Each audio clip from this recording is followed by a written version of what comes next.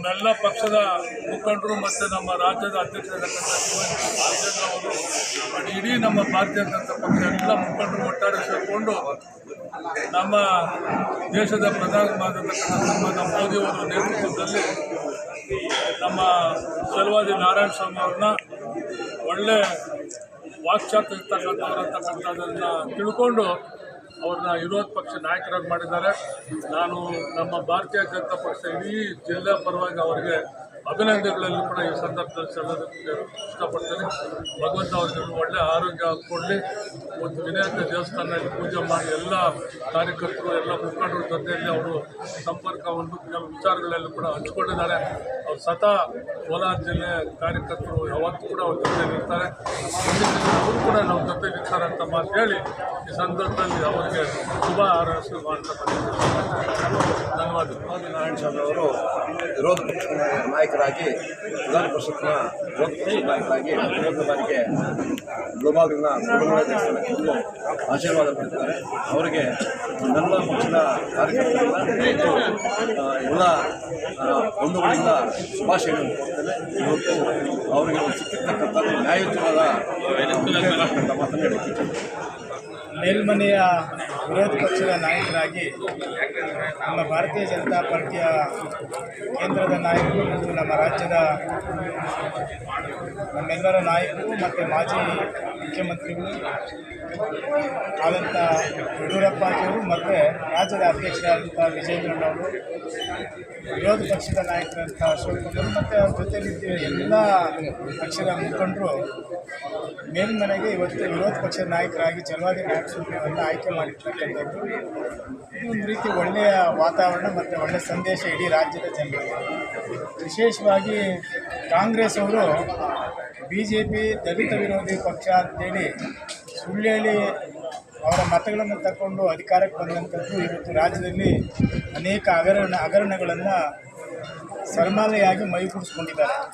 ಇಂಥ ಒಂದು ಸಂದರ್ಭದಲ್ಲಿ ಒಬ್ಬ ಹಿರಿಯ ರಾಜಕಾರಣಿ ದಲಿತ ನಾಯಕರಾದಂಥ ಚಲವಾದಿ ನಾರಾಯಣ ಸ್ವಾಮಿ ಅವರನ್ನ ಮೇಲ್ಮನೆಯ ವಿರೋಧ ಪಕ್ಷದ ನಾಯಕರಾಗಿ ಮಾಡಿರ್ತಕ್ಕಂಥದ್ದು ವಿಶೇಷವಾಗಿ ನಮ್ಮ ಸಮುದಾಯಕ್ಕೂ ಕೂಡ ಖುಷಿಯನ್ನು ತಂದಿರತಕ್ಕಂಥದ್ದು. ಮುಂದಿನ ದಿನಗಳಲ್ಲಿ ಈ ರಾಜ್ಯದಲ್ಲಿ ಭಾರತೀಯ ಜನತಾ ಪಾರ್ಟಿಯನ್ನು ಸಂಘಟಿಸಲಿಕ್ಕೆ ಮತ್ತು ಅಧಿಕಾರಕ್ಕೆ ತರಲಿಕ್ಕೆ ಒಂದು ಒಳ್ಳೆಯ ಅವಕಾಶವನ್ನು ಕಲ್ಪಿಸಿಕೊಟ್ಟಿರ್ತಕ್ಕಂಥ ಭಾರತೀಯ ಜನತಾ ಪಾರ್ಟಿಯನ್ನು ನಾವು ಅಭಿನಂದಿಸಿ, ಜೊತೆಗೆ ವಿರೋಧ ಪಕ್ಷದ ನಾಯಕರಾಗಿ ಆಯ್ಕೆಯಾದಂಥ ಚಲವಾದಿ ನಾರಾಯಣ ಶುಭವನ್ನು ಆಶಿಸಿ ಮುಂದಿನ ದಿನಮಾನಗಳಲ್ಲಿ ಎಲ್ಲರನ್ನೂ ನಾವು ಒಟ್ಟಿಗೆ ತೆಗೆದುಕೊಂಡೋಗಿ ಎಲ್ಲರಿಗೂ ಒಳ್ಳೆಯ ಅವಕಾಶಗಳು ಸಿಗೋ ರೀತಿಯಲ್ಲಿ ಕೂಡ ಅವ್ರು ಕೆಲಸ ಮಾಡಲಿಕ್ಕೆ ನಿಮ್ಮ ಮೂಲಕ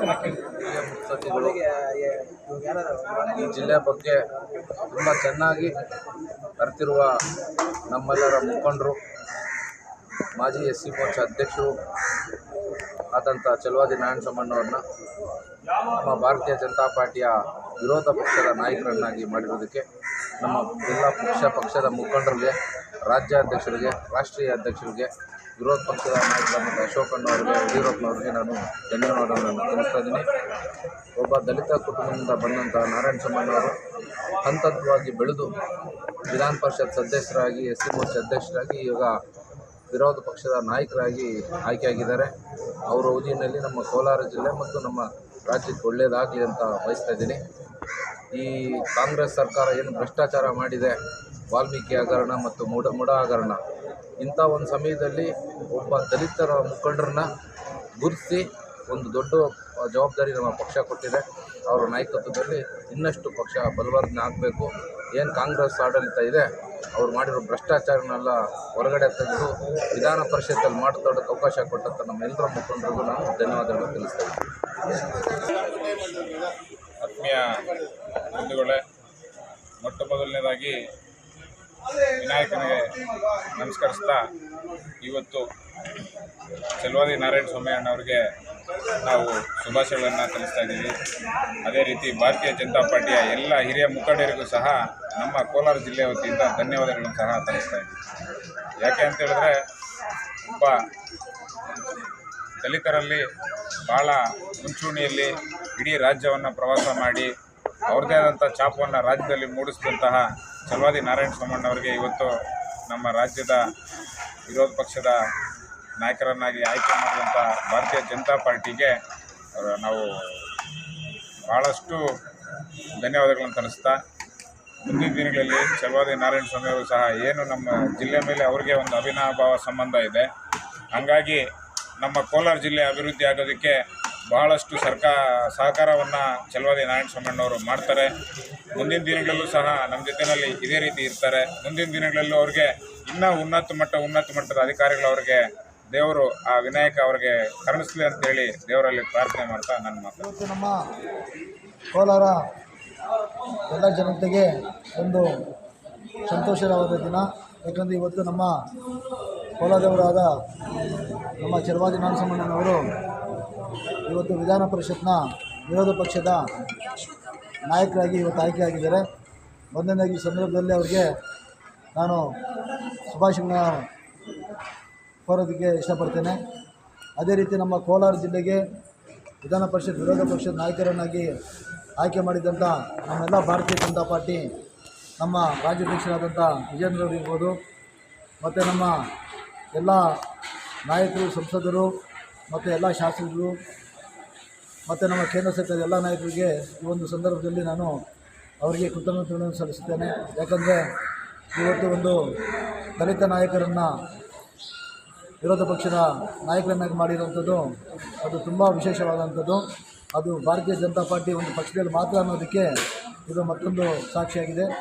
ಅದಕ್ಕೆ ಈ ಸಂದರ್ಭದಲ್ಲಿ ನಮ್ಮೆಲ್ಲ ಒಂದು ಮುಳುಬಾಗಿಲು ವಿಧಾನಸಭಾ ಕ್ಷೇತ್ರದ ನಮ್ಮೆಲ್ಲ ಮುಖಂಡರು ಕೂಡ ಸೇರಿ ಇವತ್ತು ನಾವು ನಮ್ಮ ಭಾರತೀಯ ಜನತಾ ಪಾರ್ಟಿಗೆ ನಾವು ನಮ್ಮ ಕೋಲಾರ ಜಿಲ್ಲೆಗೆ ವಿಧಾನ ಪರಿಷತ್ ಸದಸ್ಯರ ಒಂದು ವಿರೋಧ ಪಕ್ಷದ ನಾಯಕನಾಗಿ ಆಯ್ಕೆ ಮಾಡಿದ್ದಕ್ಕೆ ಕೃತಜ್ಞತೆ ಸಲ್ಲಿಸಲಿಕ್ಕೆ ಇಷ್ಟಪಡ್ತೀನಿ. ನಮ್ಮ ಛಲವಾದಿ ನಾರಾಯಣ ಸ್ವಾಮಣ್ಣವರು ನಮ್ಮ ಕುಡುಮಲೆಗೆ ಆಗಮಿಸಿದ್ದಾರೆ. ಅವ್ರಿಗೆ ನಮ್ಮ ಕುಡುಮಲೆ ದೇವರು ಒಳ್ಳೆ ರೀತಿಯಲ್ಲಿ ಇಡಬೇಕಂತ ನಾನು ಕೋರ್ತಾ ಇದ್ದೀನಿ. ಯಾಕಂದರೆ ನಮ್ಮ ವಿರೋಧ ಪಕ್ಷ ಮೇಲ್ಮನೆ ವಿರೋಧ ಪಕ್ಷ ನಾಯಕರಾಗಿ ಆಯ್ಕೆ ಆಗಿದ್ದಾರೆ. ಅದು ಸಾಕ್ಷಿ ಏನಂದರೆ ಒಂದು SC ಸಮುದಾಯದಲ್ಲಿದ್ದು ನಮ್ಮ BJP ಪಾರ್ಟಿ ಹಿಂಗೆ ಅವಕಾಶಗಳು ಕೊಡುತ್ತಾ ಅನ್ನೋದಕ್ಕೆ ಛಲವಾದಿ ನಾರಾಯಣ.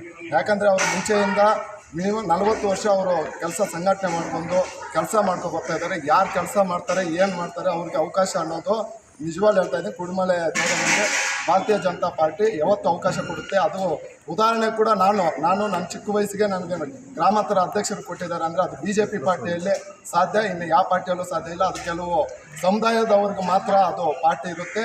ಇದು ನಮ್ಮ BJP ಪಾರ್ಟಿ ಎಲ್ಲ ಸಮುದಾಯದವ್ರಿಗೆ ಎಲ್ಲರಿಗೂ ನ್ಯಾಯ. ಅದು ಉದಾಹರಣೆಗೆ ನಮ್ಮ ಮೋದಿಜಿ ಅಂತ ಹೇಳ್ತಾ ನನ್ನ ಮಾತನ್ನು ಮುಗಿಸ್ತಾ ಇದ್ದೀನಿ.